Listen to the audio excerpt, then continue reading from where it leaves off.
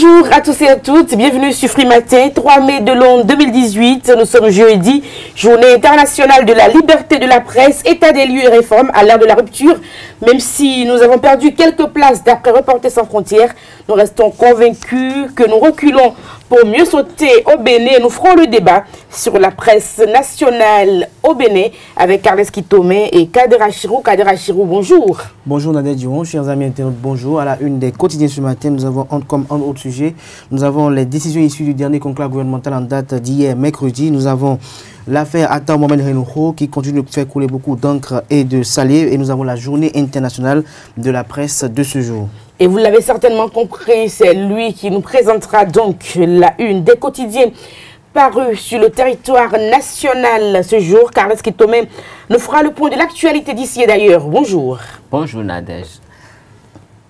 L'affaire Atta Renouho continue de faire des vagues, aussi bien au niveau du gouvernement qu'au niveau de l'Assemblée nationale. Et ceci en ce jour du 3 mai où nous célébrons la journée internationale de la liberté de presse. Il faut dire également que du côté du stade de l'amitié, les journées médias Bénin 2018 battent donc le play. Plusieurs activités sont prévues pour meubler ces journées, des activités de réflexion, des B2B, des défilés de mode, des professionnels des médias, donc des expositions littéraires. Il faut faire un tour du côté du stade de l'amitié pour voir un peu comment ça se passe. Les sports, si tout va bien avec Larios Adjak Beno, l'horoscope du jour avec Ruth Sodeji. Bonjour à tous, bienvenue. Nous passons à la une des journaux. Bonjour à nouveau, chers amis internautes. Nous démarrons par Kinikini qui affiche ce matin en manchette détournement de fonds destinés au renforcement du dispositif sécuritaire. Voici la liste des 27 policiers et gendarmes radiés de la fonction publique. Toujours avec Kinikini, gestion participative au port autonome de Cotonou, les travailleurs en phase avec la nouvelle direction journée internationale de la liberté de la presse. Le rapport des médias, la justice et à l'état de droit au cœur de la célébration, à lire dans les colonnes de Kinikini le message de la directrice générale de l'UNESCO. Fraternité, lutte contre la corruption et l'impunité au Bénin. 27 policiers républicains radiés pour détournement de deniers publics. Talon réclame les noms des autres policiers indélicats. Toujours avec Fraternité, liberté de presse. Le Cana estime que la liberté de presse est une réalité au Bénin avec la rupture. L'opposition a un accès facile à l'ORTB. Matin libre, port autonome de Cotonou, une nouvelle gouvernance s'installe. Toujours avec Matin libre pour mauvaise gestion des fonds additionnels. 27 ex-policiers et gendarmes radiés. Le compte rendu du Conseil des ministres est à découvrir à la page 5 de l'apparition du jour du quotidien Matin libre. La Nation, sanction pour détournement de fonds publics. 27 agents des forces de sécurité radiés. Toujours avec le quotidien national d'information. Célébration de la journée mondiale de la liberté de presse. Le message du ministre Aurélie Adam Soulé Zoumarou. Les acteurs des médias béninois face aux contraintes. Tout ceci aux pages 8 et 9 de l'apparition du jour de la Nation. Toujours avec le quotidien national d'information, 15e tour cyclisme du Bénin. L'événement démarre le 6 mai prochain avec l'appui de la société béninoise de la Sobebra. L'indépendant, détournement de fonds, voici la liste des 27 agents radiés de la police républicaine. Supposé détournement de primes des agents de sécurité à l'Assemblée nationale. Joël Alagbé dénonce une campagne de dénigrement contre les autorités de la questure.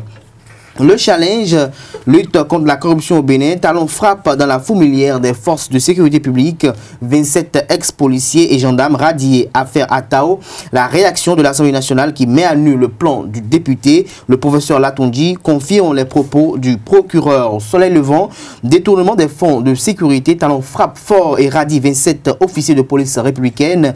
Liste complète des agents radiés à la page 3 de l'apparition du jour de Soleil levant. Toujours avec le même canard. Projet Bénin Taxi bientôt dans d'autres villes, Porto Novo, Semepodji, Ouida, Alada, Abomey Calavi, Boycon, Abomey, Parakou, Natitengu, Tanguieta sont en autres les villes retenues. Nous passons au quotidien le défi d'une génération qui affiche sur ce jour en deuxième titre à la une. Affaire construction du siège du Parlement. Les faussaires toujours laissés tranquilles, toujours avec le défi d'une génération. Accord de prêt entre le Bénin et la BAD, 5 milliards mis à la disposition de la Société béninoise d'énergie électrique. L'investigateur du jour, tennis béninois, Jean-Claude Talon parle de ses ambitions à la page 12 de la parution du jour de l'investigateur du jour, toujours avec le même canard. Non désignation d'un sélectionneur à la tête de l'équipe nationale. La tragédie se poursuit à la Fédération béninoise de football. Lire le communiqué de la honte à la page 12, toujours du même canard. La Nouvelle Tribune, obstination à arrêter Atta Mohamed Renouro. Joseph Djogbenou dévoile le plan machiavélique du gouvernement, la politique de 2 poids 2 mesures. L'honorable Nouréni Atchadé demande des comptes au gouvernement. Les raisons de douter de l'impartialité de la procédure. Tout ceci à la page 3 de l'apparition du jour de la Nouvelle Tribune. Journée internationale de la liberté de presse, une nécessité pour la liberté et l'indépendance de la presse. Le modèle béninois fait de le mélange de genres. Comment créer de véritables entreprises de presse. Tout ceci à la page 6 et 7, aux pages 6 et 7 de la Nouvelle Tribune. L'économiste, forum des investisseurs du Ghana par l'OCK. Plusieurs bailleurs de fonds adhèrent à l'initiative. Le Béninois libéré, Conseil des ministres, liste des 27 cadres radiés de la police républicaine. Extension de la flotte Bénin Taxi à d'autres villes. Abdoulaye Biotchani reçoit l'onction de Patrice Talon pour l'augmentation du parc des VTC.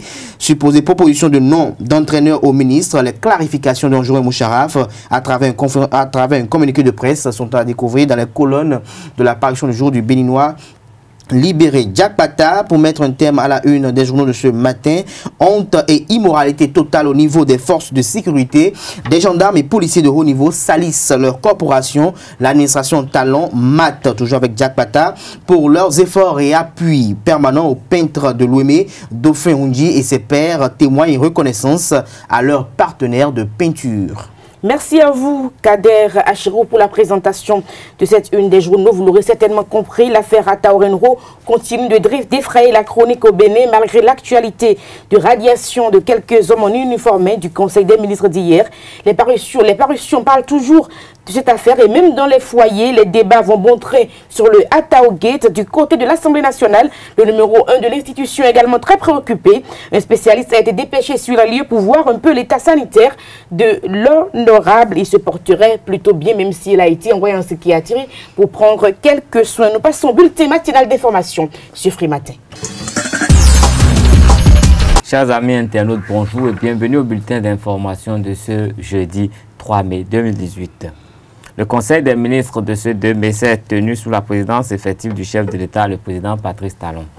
Plusieurs dossiers ont été examinés et rendus publics au cours du point de presse à l'issue du conclave gouvernemental. Le ministre Joseph Djogbenou a donné à l'occasion l'avis du gouvernement sur le développement de l'affaire Atta Mohamed Renouro. En voici un extrait. Le gouvernement entend effectuer quelques rappels et quelques mises au point. Le premier élément du rappel, il vous souviendra que, à l'occasion de la découverte à divers endroits, dans des résidences appartenant à la personne que vous venez d'indiquer, plusieurs procédures ont été initiées contre des personnes suspectées, notamment les pharmaciens grossistes répartiteurs, leurs responsables. Une décision de justice a été rendue. Il y a des personnes qui sont à ce jour en détention, aussi bien des ressortissants du Bénin qu'un étranger.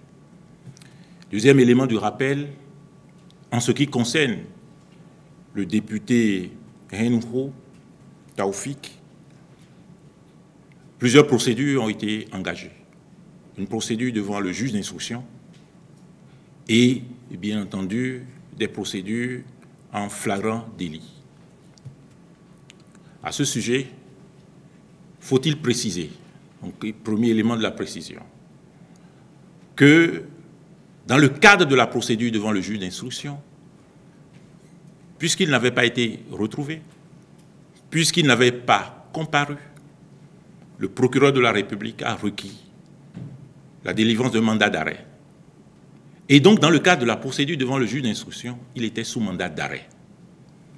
Je me permets d'insister sur le sens du mandat d'arrêt, parce que dans tout ce que j'ai lu, madame, et même sur Frisson Radio, nul n'a recherché ce que signifie le mandat d'arrêt. Faut-il dire que le mandat d'arrêt est l'ordre donné par le juge d'instruction à toute personne, notamment les forces de sécurité, à l'effet de rechercher une personne et, conjonction de coordination, de la déposer dans une maison d'arrêt indiquée sur le mandat d'arrêt. Donc le mandat d'arrêt est une contrainte que le procureur de la République exécute avec les forces de sécurité publique. Une contrainte à laquelle toute personne est soumise, que doit respecter toute personne, y compris les juges eux-mêmes. On comprend bien qu'en présence d'un mandat d'arrêt, lorsque la personne est retrouvée, elle n'a pas à aller à d'autres endroits que dans la maison d'arrêt indiquée sur le mandat d'arrêt. À supposer même qu'une personne est surprise devant un juge alors qu'elle fait l'objet d'un mandat d'arrêt, le comportement normal du juge, c'est de dire que le mandat d'arrêt soit exécuté et qu'on puisse représenter la personne pour que la procédure appropriée soit effectuée. Le mandat d'arrêt, c'est comme une décision et nous sommes tous inclinés à respecter, invités à respecter les décisions. Il vous a été rappelé, et cela devient une habitude devant le tribunal de première instance de Cotonou, qu'une personne faisant l'objet de mandat d'arrêt se retrouve devant un juge d'instruction qui ne fait pas appliquer la procédure, que la personne se retrouve devant un juge des libertés et de la détention qui ne fait pas appliquer la procédure, même si après, il lui est loisible de lever le mandat. Deuxième, donc, précision.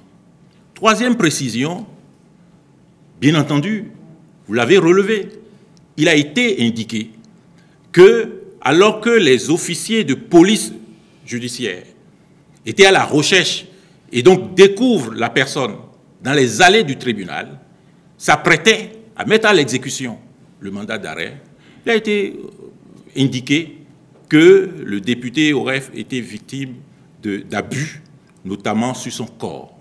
Bien évidemment, le procureur de la République a réquisitionné les services compétents de l'hôpital Hubert Maga de Cotonou, à l'effet de vérifier si ces allégations sont avérées. Il a rendu compte à l'opinion publique. Je n'ajouterai pas un seul mot.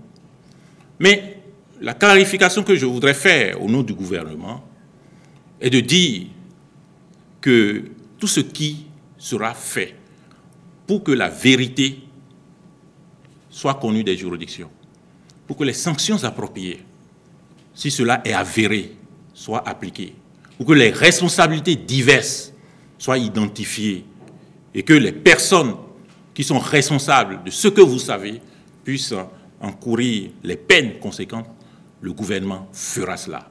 Le gouvernement fera en sorte que la justice va se déployer. Je voudrais vous dire que ce que recherche le gouvernement, c'est la considération que l'on devrait avoir pour ces millions de Béninois qui ont consommé des produits dont personne ne conteste plus le caractère faux. Ce sont des personnes qui ont souffert de maladies, qui n'ont aucune ressource pour se faire protéger, pour se faire rendre justice. Ce que recherche le gouvernement, c'est que cela ne se reproduise plus. Et bien entendu, nous sommes attentifs à l'action judiciaire dans le cadre de ce dossier. Il y a des dysfonctionnements qui ont été relevés. Je suis le premier responsable de l'administration judiciaire. Nous allons assumer toute notre responsabilité de ce point de vue. Le bureau de l'Assemblée nationale s'est également penché sur la situation du député Mohamed Attao Renouho, évacué au Centre national hospitalier universitaire Hubert Koutoukou Maga de Cotonou le vendredi 30 avril. C'est ce que révèle le communiqué du secrétaire général administratif du Parlement, Thomas Dassi, en date du 1er mai 2018. Selon ce communiqué, dès qu'il a annoncé au président de l'Assemblée nationale que des violences auraient été exercées sur la personne du député Attao Mohamed Renouho au moment de son arrestation, il a introduit le professeur Latundi Semiou, médecin à l'Assemblée nationale, de se rendre sur les lieux pour s'enquérir de l'état de santé du député à toute fin que de droit.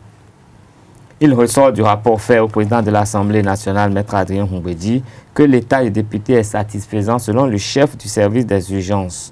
En effet, le bilan clinique, radiologique et cardiologique chez le patient n'ont révélé aucun traumatisme ni interne ni externe. Mieux, il a été transféré en psychiatrie pour subir des examens psychologiques et psychiatriques. Par ailleurs, l'émissaire de Maître Adrien Humbedi a rencontré le chef du service de psychiatrie pour une meilleure prise en charge clinique et thérapeutique du député. La journée média du 2018 du Bénin était à la 3 ce mercredi 2 mai au stade de l'Amitié, du football et des animations meublées cette journée à la grande satisfaction des professionnels des médias. Toujours à l'Assemblée nationale, la loi votée la semaine écoulée, la loi numéro 2007-02 relative au crédit bail en République du Bénin, une disposition légale qui précise et régule les contrats de bail en République du Bénin, émeut les Béninois. En voici quelques commentaires. Ma première impression de cette initiative est positive. En réalité, le vote de cette loi rentre dans la modernisation de notre pays.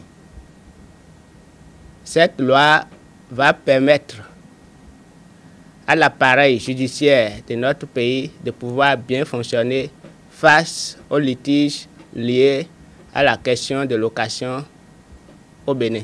En réalité, cette loi sera applicable sur le terrain parce qu'elle porte sur un domaine vierge en justice.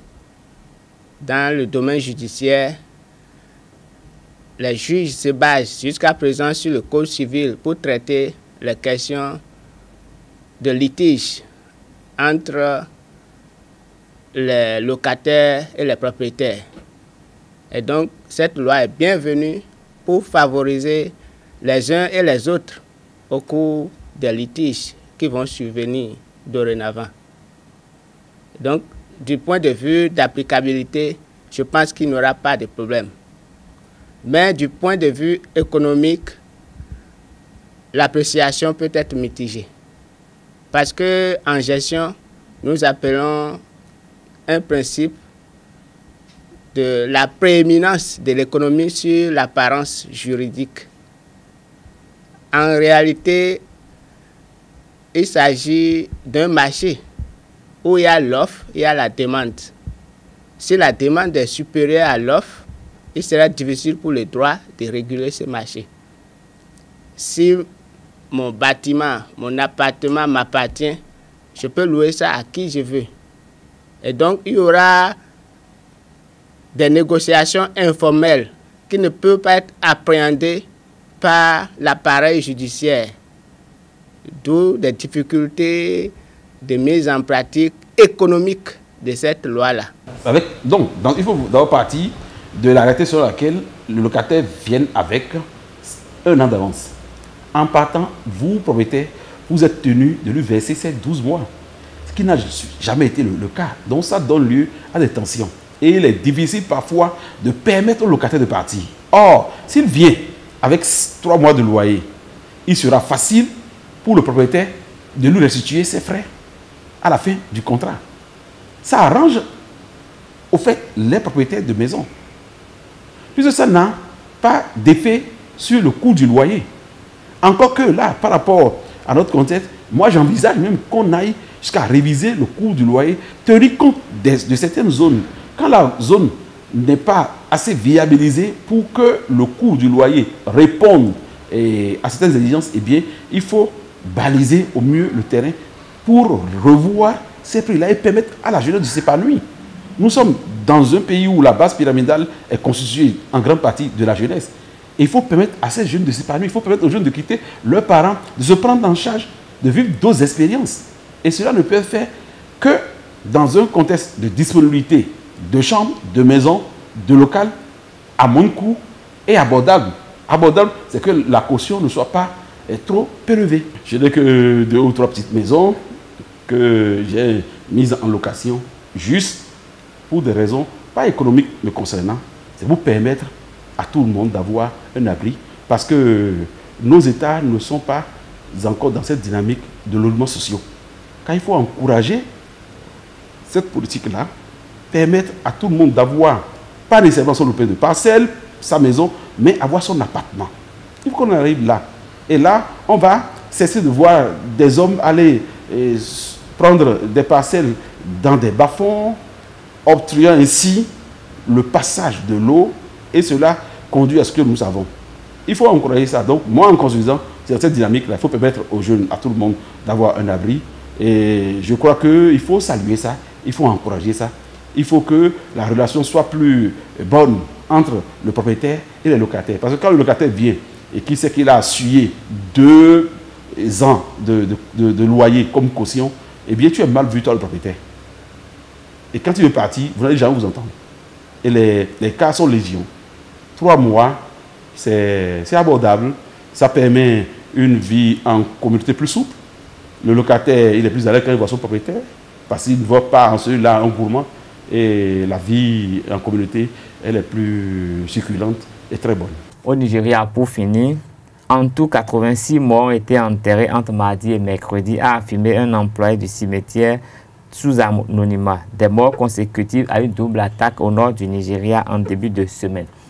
L'un de ses collègues avance même les mêmes chiffres, expliquant qu'il y avait 96 corps enterrés jusqu'à 21 h mardi et mercredi matin. Vraisemblablement, des personnes blessées auraient succombé à leurs blessures dans la nuit. Le porte-parole de l'Agence nationale de gestion des urgences, Imam Sharki, affirme que de son côté, que ce double attentat attribué au groupe djihadiste Boko Haram a fait 30 morts et que les personnes grièvement blessées évacuées à Yola, la capitale de la Damawa, répondaient au traitement. Merci pour votre attention. Ce sera tout pour ce bulletin d'information. Merci à vous pour la présentation. Nous passons au débat sur Free Matin. Nous parlons donc on fait un peu l'état des lieux de la presse béninoise. Le débat sur Free Matin, Kader Achirou, nous sommes donc en train de célébrer la journée internationale de la liberté de la presse. Bonne fête, chers confrères. Alors, comment se porte la presse d'après vous au Bénin?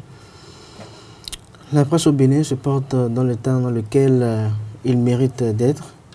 Je dirais que si certains pensent que la presse n'est pas assez libre, c'est dû peut-être à la faute des acteurs des médias eux-mêmes, parce que pendant un moment donné, ils se sont laissés instrumentaliser par les politiques. En ce qui concerne la liberté de la presse aujourd'hui au Bénin, je pense qu'on pourrait faire un peu un bilan plus ou moins reluisant, dans la mesure où le régime actuel, quand même, nous voyons un peu, même si c'est pas par moment, le passage des membres de l'opposition sur la télévision nationale et même sur d'autres télévisions qui, du moins, parfois sont en partenariat ou en contrat avec l'exécutif ou la direction de la communication gouvernementale. Je pense que c'est une véritable avancée parce que par le passé, on a eu à savoir que quand vous avez quand même un contrat avec l'exécutif, vous n'avez pas le droit ni le devoir de recevoir, même si vous voulez faire en tout professionnalisme votre métier et faire équilibrer l'information, recevoir des gens qui viendront donner des opinions contraires à la politique gouvernementale. Je pense qu'il y a assez de cas qui peuvent donner le meilleur exemple d'ailleurs sur cette affirmation. Et je dirais même que au-delà de cela, les gens peuvent mettre en exergue la fermeture d'organes de presse par le régime actuel, cette fermeture qui a trait au fait que la plupart de ces organes n'auraient pas été en phase avec le contrat qu'ils auraient signé avec la haute autorité de l'audiovisuel et de la communication. Je pense qu'au fond de chaque acteur et chaque patron, une diligence sera faite pour que les choses puissent rentrer dans l'ordre. Et d'ailleurs, tout est déjà rentré dans l'ordre à l'exception de quelques prêts. Et nous pensons que les jours prochains nous permettront de pouvoir retrouver ces médias qui ont été un tant soit peu sanctionnés par leur autorité, leur père d'ailleurs, je dirais même, de la corporation. Pour revenir à nous-mêmes journalistes, je pense que cette journée doit servir quand même de cadre de grande réflexion sur la corporation, sur l'autonomisation des journalistes au-delà des couvertures des activités politiques, au-delà des couvertures des activités séminaristes. Il faut quand même qu'on puisse nous permettre d'être assez autonomes. C'est vrai qu'on parlera d'élaboration de conventions visant à l'amélioration des salaires des uns et des autres, mais je pense qu'il faut que les salaires soient améliorés avec le train de vie actuel. Il faut que les salaires soient améliorés avec les exigences qui concourent autour de l'exercice de la fonction ou de la profession de journaliste aujourd'hui. C'est vrai, on peut dire que aujourd'hui, si vous avez le master en journalisme, vous pouvez gagner tel montant, mais est-ce que le master en journalisme et avec l'exercice de cette profession, est-ce qu'avec ce montant, on peut véritablement assumer la vie de ses proches? Est-ce qu'avec ce montant, on peut assumer sa vestimentation? Est-ce qu'avec ce montant, on peut assumer également le fait de pouvoir s'offrir quelques plaisirs? La vestimentation, c'est dans le nouveau rôle. Tout à fait. C'est dans quel... C'est dans le Larousse. C'est dans le nouveau Larousse? Non, dans l'ancien. Dans l'ancien, d'accord. Voilà. De vestimation, d'accord. Voilà. Allez-y. Vestimentation. Vestimentation, d'accord. Allez-y. Et toujours. Aussi, il faut quand même préciser également qu'il faut quand même qu'on puisse penser que le journaliste n'a pas besoin d'un politique avant peut-être d'aller à Paris ou d'aller à Tegucigalpa. Le journaliste n'a pas besoin également d'un politique ou peut-être d'une bourse avant peut-être d'aller visiter Séoul, qu'il voit peut-être tout le temps dans peut-être certains documentaires ou dans peut-être dans certains films. Mais je pense que le journaliste peut s'y rendre si véritablement, comme tout autre fonctionnaire, en faisant un peu d'épargne, en essayant de mettre un peu de côté. Et pour que cela soit fait, il faut que à divers niveaux, contributions soient faites pour que le journaliste soit plus ou moins libre et qu'il ne soit plus derrière à courir après les 5000, qu'il ne soit plus derrière à courir après les vitres d'un ministre ou d'un député. C'est des questions de volonté. Moi, je connais des confrères qui sont des reporters sportifs mais qui ne ratent jamais les matchs à l'extérieur du pays, mais qui ne vivent pas forcément bien, mais ils aiment ça. Donc, toute l'année, ils n'ont pas construit, ils sont toujours en location, mais ils aiment ça. Donc, toute l'année, ils cotisent pour aller suivre les matchs après. Des questions de passion, de volonté. Ils vont suivre le match, ils vont suivre le match.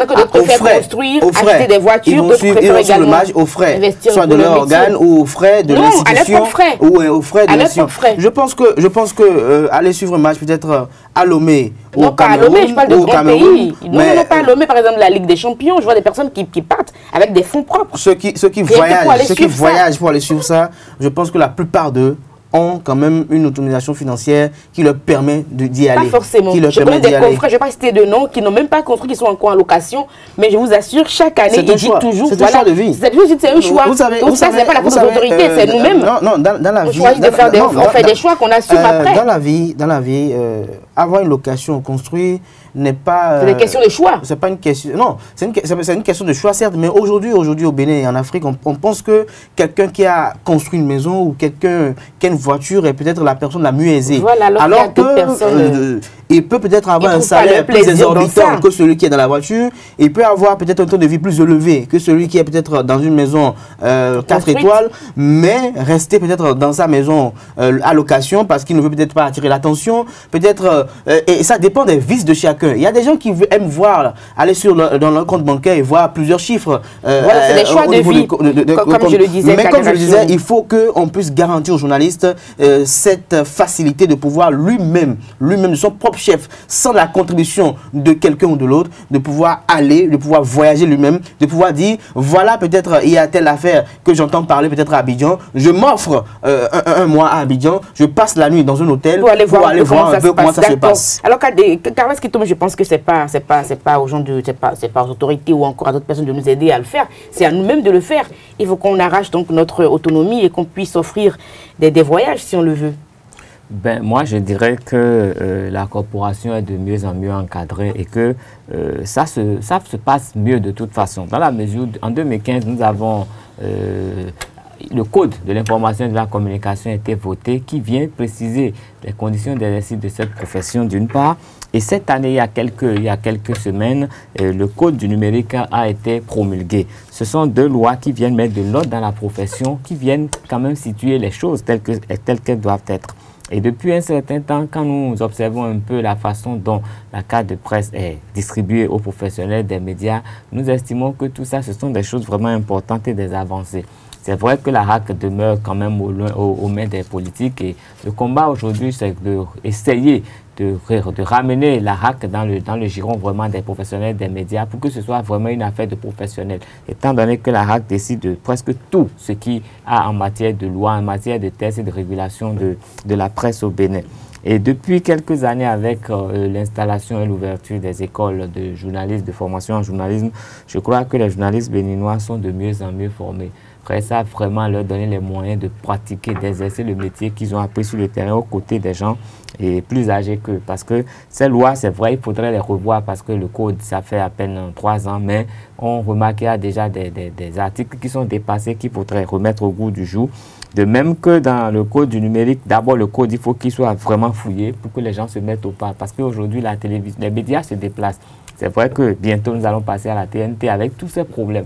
On n'y est pas encore, mais nos médias sont en train de perdre de l'audience parce qu'il y a des médias étrangers qui sont déjà passés à la TNT, qui nous envoient des signaux qu'on récupère. Et quand vous n'êtes pas abonné, vous ne pouvez même pas avoir la chaîne nationale. Donc c'est des véritables problèmes, c'est des enjeux auxquels nous devons faire face.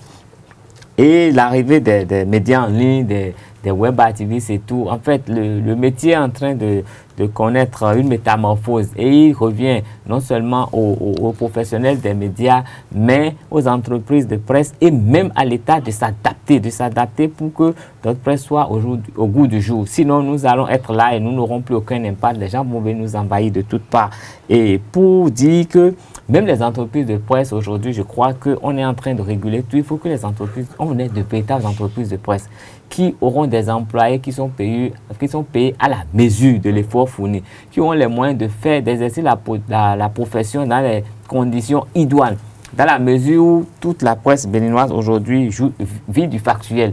Et je crois que le factuel, ça n'apporte rien, ça passe vite. Alors qu'il faudrait que ces organes de presse se donnent les moyens de produire, d'aller à la production et de proposer des images de chez nous sur la toile. Parce qu'aujourd'hui, c'est les autres qui viennent parler de nous. Et quand c'est d'autres qui racontent votre histoire, l'histoire n'est jamais bien racontée. Donc, voilà autant de défis. Mais quand on va s'intéresser un peu au rapport de Reporters sans frontières, il faut avouer que les points qui sont évoqués sont réels. Mais c'est du désordre, sinon de la pagaille des professionnels des médias ou des entrepreneurs de presse que résulte tout cela. Quand quelqu'un reçoit une autorisation pour être à un endroit A et qui se retrouve à un endroit B, je crois que l'autorité ne devait même pas lui permettre d'exercer là pendant une seule journée. On les a laissés dans l'espoir qu'ils allaient revenir, alors personne ne l'a fait. Aujourd'hui qu'il y a eu des sanctions, on estime que l'État béninois est liberticide. Je crois que je n'en ai pas pleinement l'impression, surtout dans la mesure où l'État béninois... Je vois que ce n'est pas ce seul cas-là. Il paraît que les opposants n'ont pas forcément droit de citer sur la télévision nationale. Il y a beaucoup de cas qui ont été cités. Ce n'est pas seulement le cas...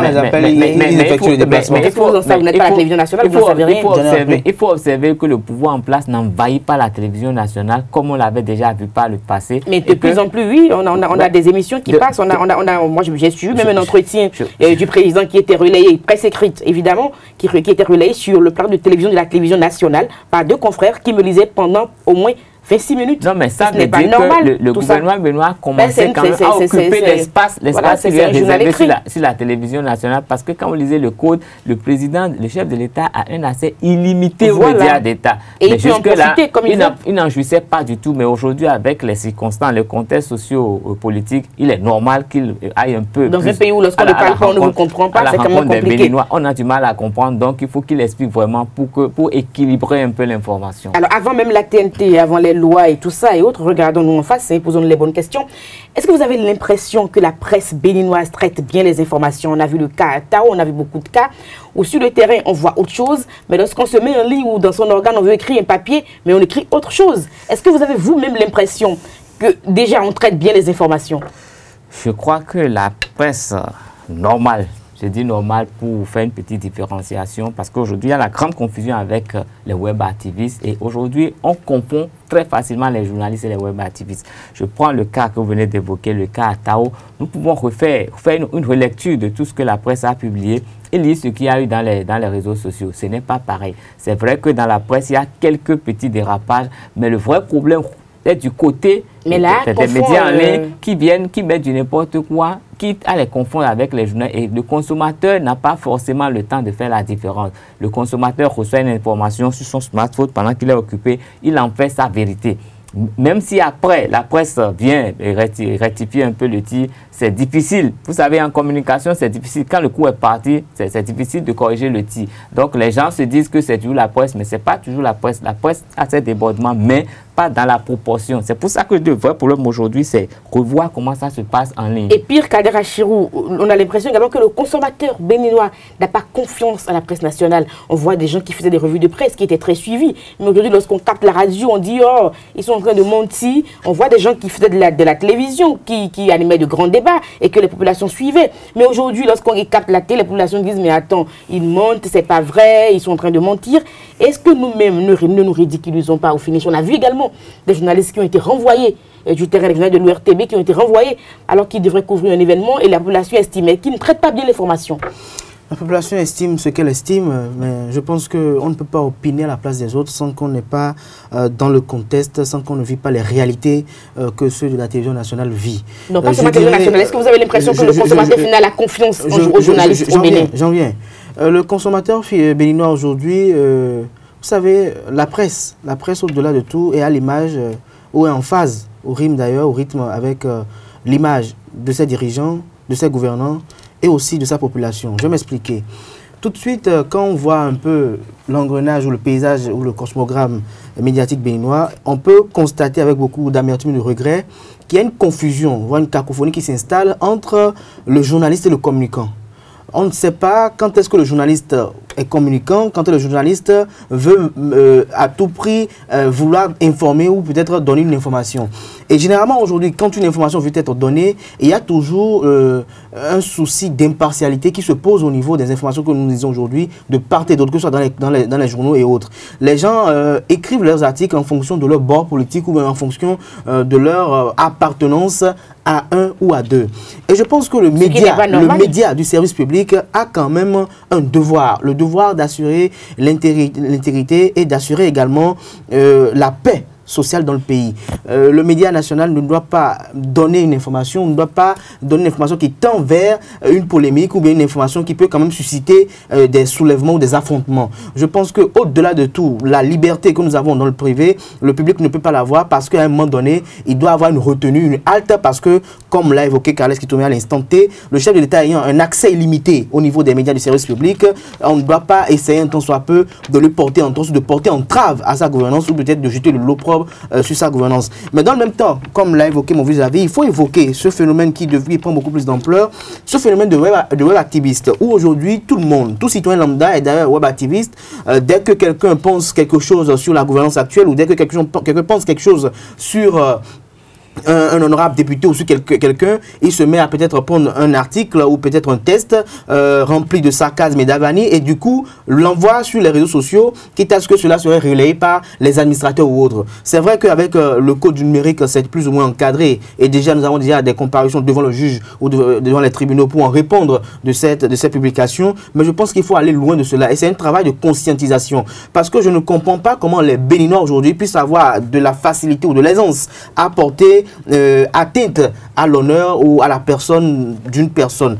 Au-delà de cela également, ce qu'il faut éviter et ce qu'il faut faire montre aujourd'hui lors de cette journée, c'est qu'il faut apprendre à nos journalistes qui sont des journalistes et non des communicateurs. Vous voyez aujourd'hui les unes des journaux, quand vous les prenez la plupart des journaux, on sent de la communication. La communication, dès que l'information frise à de la communication, n'est plus de la communication, n'est plus de l'information, mais elle devient du théâtre. Et cela, nos communicants, nos grands communicants n'arrivent pas à le savoir. Parce que dès que vous voulez passer une information et que vous voulez communiquer autour et que le citoyen ou peut-être, je dirais, le lecteur prend l'information et sent déjà que c'est de la communication et sent déjà que l'information prend parti pour, je pense que il vous ridiculise et ne n'accorde plus aucun crédit à ce qui est fait. Et c'est au niveau de cet amalgame que cela s'installe. Vous avez évoqué l'affaire Atao à l'instant T, où certains estiment que Atao est déjà en dépression alors que eux n'ont déjà aucun pouvoir pour en parler en tant que média, puisque en tant que... Le procureur a été clair, mais il n'a pas dit ça, il a juste fait le point de ce que... On doit parler sur des choses vraies. On doit relayer des informations vraies dont les vérités sont établies. Mais aujourd'hui, on constate que parfois, même ce qui est encore bizarre et qu'il faut quand même essayer un peu d'alerter, et ça peut être penché du côté de Reporters sans frontières, c'est que vous lisez parfois des choses dans la presse et que quelques jours après, on sent quand même une réalisation. Et ce n'est pas un travail d'investigation. Non, il ne s'agit pas d'un travail d'investigation, mais il s'agit d'une communication qui a été lancée d'abord pour voir un effet d'annonce, pour qu'après on voit. Mais le problème, c'est que quand c'est envoyé au niveau des rédactions, quel est le travail que les différentes rédactions effectuent pour essayer quand même d'harmoniser le travail pour que, comme je le dis tantôt, les lecteurs ou le public ne pense pas directement que ceux-là sont en train de nous prendre comme des godillots et en train de faire. Vous avez évoqué le cas d'une émission, ou des émissions d'ailleurs, ou de personnes, d'acteurs des médias qui, par le passé, avaient une grande crédibilité, aujourd'hui n'ont plus une grande crédibilité. C'est parce que par le moment où, avec le fil du temps, ils ont arrivé à montrer avec leurs acquaintances avec le politique où ils ont perdu leurs facultés en étant sous l'effet de l'argent, sous le pouvoir de l'argent, en perdant les facultés, à verser dans le culte de la personnalité, à vouloir faire en devenant des griots, en chantant les louanges d'une personne, parce que je ne comprends pas comment un journaliste peut venir sur un plateau de télévision et dire que le chef de l'État est très bon, le chef de l'État a fait de très bonnes choses, le chef de l'État a fait beaucoup bien, et qu'il ne voit rien à reprocher à quelque chose. Je pense que dans tous les côtés, quel que soit le sens dans lequel vous êtes, il y a toujours à reprocher. Et même les membres du gouvernement actuel ne sont pas tous en phase avec ce qui est fait, mais il faut accepter que, même si la connotation est forte au niveau de ce qui est fait de bon, il faut accepter que parfois il y a des choses qu'on a à reprocher, on peut corriger. Il faut le faire. Mais quand on voit un journaliste qui est censé vous faire relater ou faire ressortir le bien et le mauvais, et que ce journaliste se transforme en griot et se ridiculise et se spectacularise devant les écrans ou les caméras et se met quand même à dire voilà ce qui se passe, voilà ce qui se passe, et même complète l'information, dit ce qui n'est pas dit, ce qui n'est pas écrit, relaie cela, ajoute à de l'information et lui-même réinforme l'opinion parce qu'il est vraiment en phase avec l'acteur politique et veut vraiment plaire à l'acteur politique. Je pense que c'est pour un moment, et comme je le disais tantôt, c'est en travaillant à ce que le journaliste soit assez autonome qu'on ne versera plus dans ces travers. Parce que tant que le journaliste sera peut-être avec ce salaire, tant que le journaliste sera toujours livré à cette soumission, tant que le journaliste sera toujours livré à cette tentative, je parle de tentative parce que c'est de véritables tentatives, parce que quand vous gagnez un salaire et que vous voyez quelqu'un vous soumettre ce salaire fois 10 et que vous voyez qu'avec ce salaire fois 10 vous pouvez faire une réalisation assez concrète, vous vous demandez est-ce que je peux ou pas, et là votre conviction rentre en jeu, et là votre honneur rentre en jeu, et vous vous posez la question de savoir si je le fais et si je le laisse, qu'est-ce qui pourrait se passer. Je n'étais pas trop d'accord avec le premier développement de Kader, mais après il s'est rattrapé parce qu'en fait c'est trop facile de se cacher derrière les web TV et de dire oui, il y a les web TV, c'est pour ça que la presse, non, c'est trop facile. Nous avons nos réalités, nous avons nos faiblesses, avouons-le, corrigeons-nous pour que ça puisse aller. Tout à fait, nous avons nos faiblesses et nous avons quand même nos défauts. Parce qu'au-delà des faiblesses, c'est des défauts.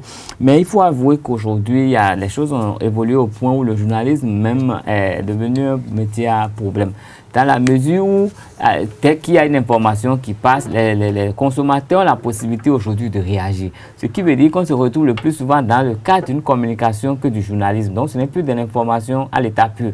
L'information va, et quand les consommateurs réagissent, ça oblige le journaliste a fourni un autre effort pour apporter une information complémentaire. Mais dans ce public, il y a des gens qui sont à un certain niveau d'information qui peuvent encore semer la confusion. Donc, c'est juste une question d'adaptation. Et tous les médias aujourd'hui, quel que soit le média qui soit en presse écrite, audio ou audiovisuel, tous ces médias se retrouvent sur la toile et les gens ont la possibilité de réagir tout de suite aux informations qui passent. Donc, les contextes ont changé. Et moi, je pense fondamentalement qu'il revient aux journalistes de s'adapter au temps. Sinon, le problème sera toujours là. Mais quand on va parler d'autonomie, il faut voir que c'est vrai. D'abord, c'est vrai, aujourd'hui, il y a les formations. Si les gens n'ont pas été formés pour quelque chose, ils auront peut-être du talent, mais il y aura quelques petits déchets de base qui feront qu'il y aura des problèmes toujours. Et il y a aussi l'éducation de chacun. Quand les gens, au lieu de faire leur boulot, veulent avoir un plus, un supplément, on le fait toujours mal. Les policiers ont été radiés. Pourquoi? Parce qu'ils ont voulu en gagner plus qu'il n'en faut. Donc, tant qu'il y aura ces considérations, et ces considérations sont d'ordre sociologique.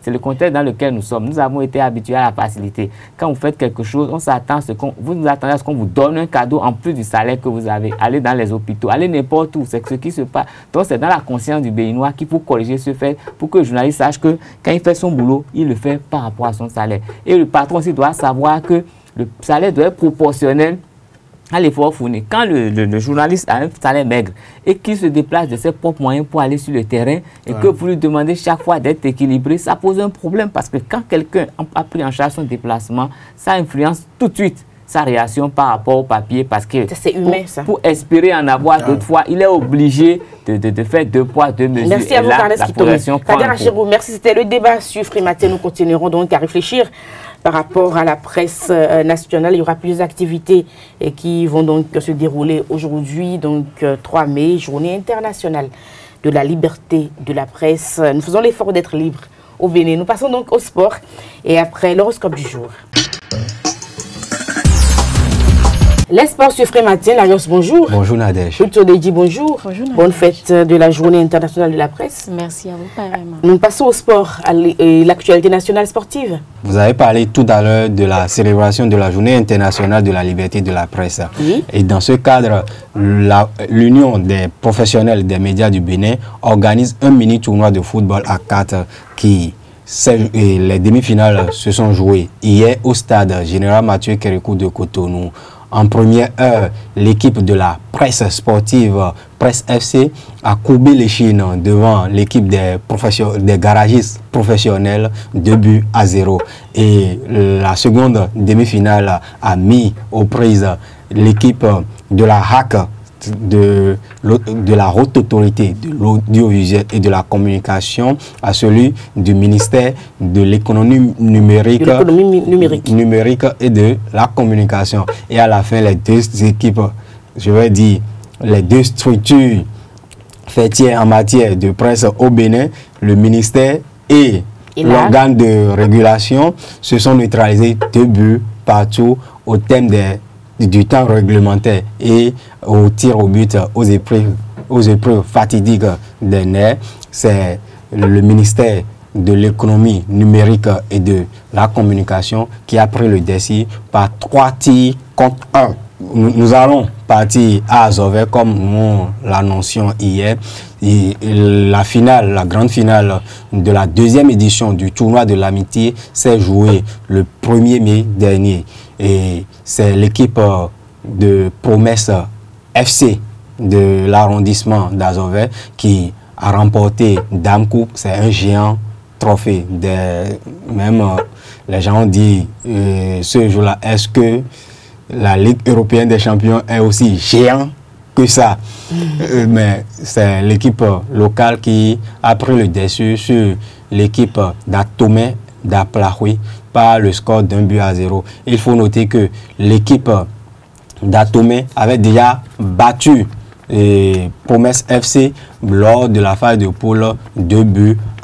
Donc ça veut dire que Promesse FC a pris sa revanche sur son adversaire du jour. Je vous invite à suivre les impressions du parrain de l'événement, l'honorable Pascal Essou, et 2 autres de ses collègues à l'Assemblée nationale, l'honorable Lucien Rouimbo de la 5e circonscription électorale et suivi de l'honorable Valais Tchobo. Et en plus, vous allez suivre à la fin les propos du nouveau directeur départemental du tourisme, de la culture et des sports, Brian Djoko. C'est bien sûr le directeur départemental du Koufo.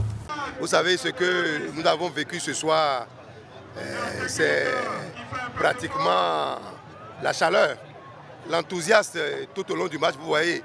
Et puis moi, ce qui m'intéresse, c'est les équipements, les matériels que je vois, les maillots, le trophée qui est pratiquement un trophée spectaculaire et superposé que je n'ai jamais vu et qui pratiquement sont à la hauteur de ce que nous avons vu, le match que nous avons vu aujourd'hui. Évidemment, le football, vous savez que c'est la discipline reine aujourd'hui.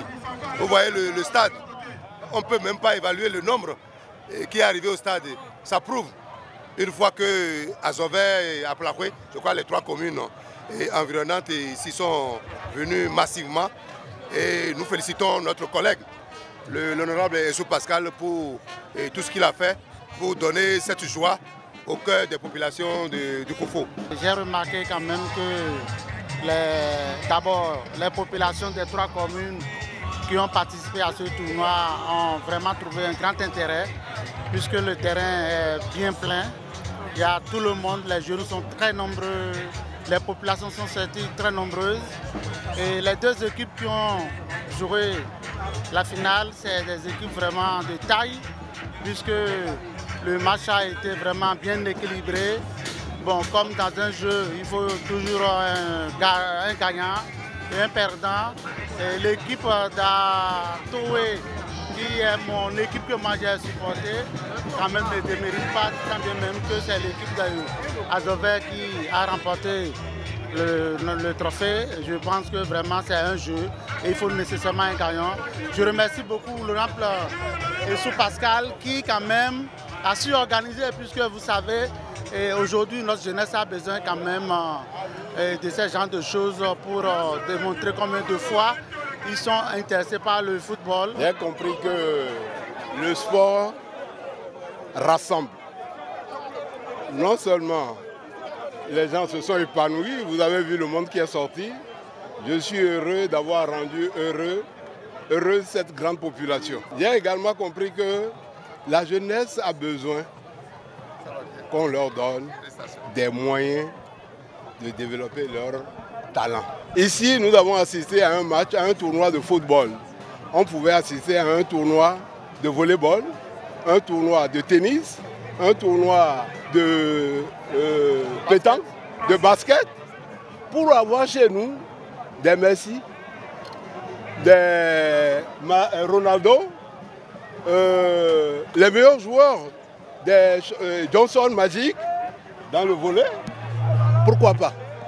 Il faut occuper, il faut donner les moyens à la jeunesse de s'occuper. On en a besoin. Vous avez vu, c'est un simple match qui a rassemblé tout le monde. Personne n'a identifié une couleur à une autre. Tout le monde était là, rassemblé à travers le football. C'est parce que nous n'offrons pas ces conditions que les jeunes restent là. On parle de Gaiman, on parle de ci et de cela. Il faut occuper, il faut donner les moyens à la jeunesse de s'exploser. Je vais identifier un autre sport, une autre activité sportive dans laquelle je vais encore investir. Et je lance toujours un appel au chef de l'État pour qu'à travers le pays, on donne les moyens aux jeunes de s'occuper véritablement. Les impressions sont très bonnes, puisque j'ai vu le jeu, il y a du fair play, il y a des techniques qui sont développées et on ne peut qu'encourager ces jeunes joueurs à émerger davantage. Et heureux d'avoir pris part à cette finale parce que c'est organisé au niveau de mon département et c'est aussi remercier ceux qui ont organisé le tournoi et le parrain de l'événement parce que ça vient en appui aux objectifs du gouvernement. Sur le plan international, la présente actualité sportive? Oui, hier, la seconde demi-finale de la Ligue européenne des champions s'est jouée et Liverpool a gagné son ticket pour rejoindre le Real Madrid en finale de l'édition ou de la 63e édition de la Coupe aux grandes oreilles. Et après savoir remporté à l'aller sur ces installations 5-2, les Reds ont courbé les Chines 2 buts contre 4 au stade Olympico de Rome face à l'AS Roma. Il faut noter que les Roma se sont réveillés tardivement au cours de cette partie après avoir raté le début du match en encaissant des 2 buts parce que les Reds ont mené par 2 fois au score avant que la Roma ne prenne l'avantage à la fin de la rencontre. Merci à vous, Laurent Sadiagbé. Nous passons donc à l'horoscope du jour. Ruth Odeji, bonjour. Nous allons donc vous proposer l'horoscope du jour. Amis internautes, chères dames et messieurs, bonjour. Bienvenue sur l'espace astrologique de votre émission. Chez nos amis béliers, un parfum d'optimisme courageux planant dans l'air, ce qui vous pousse davantage de convivialité amicale aujourd'hui. Amis taureaux, restez ouverts à de nouvelles propositions en toute confiance. A priori, vos montrées défensives empêcheront vos interlocuteurs d'en dire davantage.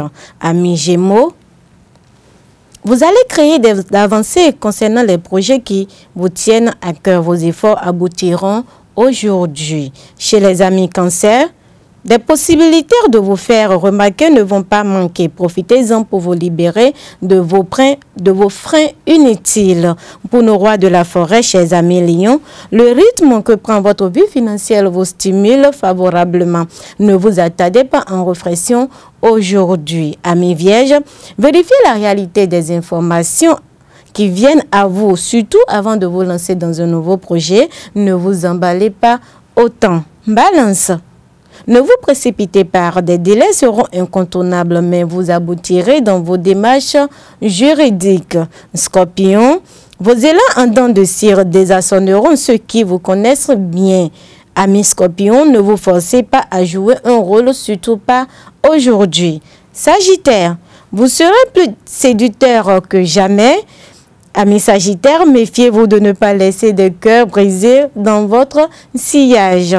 Chez les Capricornes, la nonchalance vous aspire et risque de vous faire des erreurs dans vos papiers ou démarches. Soyez prudents. Amis Verseau, prendre davantage de temps pour vous seul vous fera gagner en diplomatie pour faire part de vos projets personnels. Et pour finir, chers amis Poissons, les réunions entre amis sortir de groupe vous seront favorisées aujourd'hui. Vous brillerez de mille feux si vous devez vous exprimer en public.